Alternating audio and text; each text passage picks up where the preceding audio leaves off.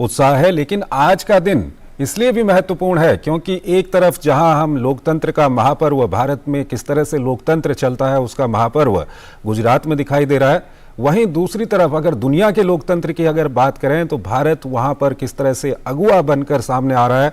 भारत आज से G20 की अध्यक्षता संभालेगा और इस मौके पर प्रधानमंत्री नरेंद्र मोदी ने भारत द्वारा G20 की अध्यक्षता ग्रहण करने पर दैनिक समाचार पत्रों में एक लेख लिखा है। पीएम मोदी ने अपने लेख में कहा कि G20 की पिछली 17 अध्यक्षताओं के दौरान आर्थिक स्थिरता सुनिश्चित करने, अंतर्राष्ट्रीय कराधान को तर्कसंगत बनाने, विभिन्न देशों के सिर से कर्ज के बोझ को कम करने समेत कई महत्वपूर्ण परिणाम सामने आए। हम इन उपलब्धियों से लाभान्वित होंगे, यहां से आगे बढ़ेंगे। हम जबकि भारत ने अब इस महत्वपूर्ण पद को ग्रहण किया है, मैं खुद से पूछता हूं, क्या G20 अभी और आगे बढ़ सकता है? क्या हम मानवता के कल्याण के लिए मानसिकता में बदलाव लाने की पहल कर सकते हैं? मेरा विश्वास है कि हाँ, हम ऐसा कर सकते हैं। पूरे इतिहास के दौरान मानवता का जो स्वरूप होना चाहिए था उसमें एक प्रकार की कमी दिखी। हम सीमित संसाधनों के लिए लड़े क्योंकि हमारा अस्तित्व दूसरों को उन संसाधनों से वंचित कर देने पर निर्भर था। दुर्भाग्य से हम आज भी उसी मानसिकता में अटके हुए हैं। हम इसे तब देखते हैं जब विभिन्न देश क्षेत्र या संसाधनों के लिए आपस में लड़ते हैं। हम इसे तब देखते हैं जब आवश्यक वस्तुओं की आपूर्ति को हथियार बनाया जाता है, जब कुछ लोगों द्वारा टीकों की जमाखोरी की जाती है, भले ही अरबों लोग बीमारियों से असुरक्षित हों। कुछ लोग ये तर्क दे सकते हैं कि टकराव और लालच मानवीय स्वभाव है। मैं इससे असहमत हूं। अगर मनुष्य स्वाभाविक रूप से स्वार्थी है तो हम सभी में मूलभूत एकात्मकता की हिमायत करने वाली आध्यात्मिक परंपराओं के स्थायी आकर्षण को कैसे समझा जाए? आज हमें अस्तित्व के लिए लड़ने की जरूरत नहीं है। इस युग को युद्ध का युग होने की जरूरत नहीं है।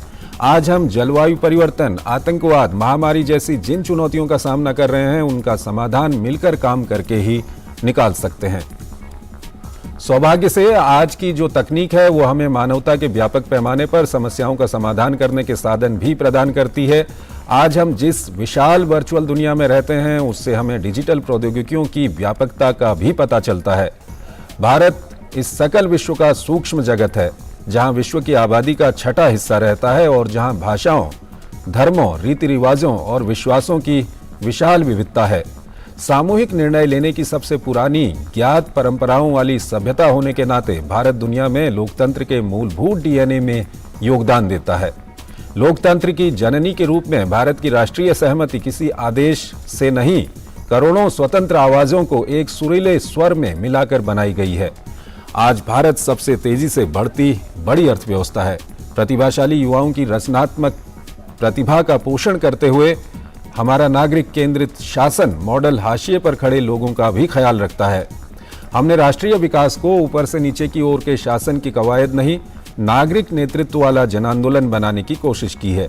ऐसी डिजिटल जन उपयोगिताएं निर्मित करने के लिए प्रौद्योगिकी का लाभ उठाया है जो खुली, समावेशी व अंतर संचालनीय है। इनसे सामाजिक सुरक्षा, वित्तीय समावेशन, इलेक्ट्रॉनिक भुगतान जैसे विविध क्षेत्रों में क्रांतिकारी प्रगति हुई है। इन सभी कारणों से भारत के अनुभव संभावित वैश्विक संसाधनों के लिए अंतर्दृष्टि प्रदान कर सकते हैं। G20 अध्यक्षता के दौरान हम भारत के अनुभव, ज्ञान और प्रारूप को दूसरों के लिए, विशेष रूप से विकासशील देशों के लिए एक संभावित टेम्पलेट के रूप में प्रस्तुत करेंगे। हमारी G20 प्राथमिकताओं को न केवल हमारे G20 भागीदारों बल्कि दुनिया के दक्षिणी हिस्से में हमारे साथ चलने वाले देशों, जिनकी बातें अक्सर अनसुनी कर दी जाती हैं, के परामर्श से निर्धारित किया जाएगा। हमारी प्राथमिकताएं हमारी एक पृथ्वी को संरक्षित करने, हमारे एक परिवार में सद्भाव पैदा करने और हमारे एक भविष्य को आशान्वित करने पर केंद्रित होंगी। हम खाद्य, उर्वरक और चिकित्सा उत्पादों की वैश्विक आपूर्ति को गैर राजनीतिक बनाने की कोशिश करेंगे ताकि भू राजनीतिक तनाव मानवीय संकट का कारण न बने। हम बड़े पैमाने पर विनाश के हथियारों से पैदा होने वाले जोखिमों को कम करने और वैश्विक सुरक्षा बढ़ाने पर शक्तिशाली देशों के बीच एक ईमानदार बातचीत को प्रोत्साहन प्रदान करेंगे। भारत का G20 एजेंडा समावेशी, महत्वाकांक्षी, कार्रवाई उन्मुख और निर्णायक होगा। G20 के लिए हमारी थीम एक पृथ्वी, एक परिवार, एक भविष्य है। ये सिर्फ एक नारा नहीं है, ये मानवीय परिस्थितियों में उन बदलावों को ध्यान में रखता है जिनकी सराहना करने में हम विफल रहे हैं। तो काफी महत्वपूर्ण दिन आज का है। आज सुधाकर दास हमारे साथ जुड़े हुए हैं। सुधाकर,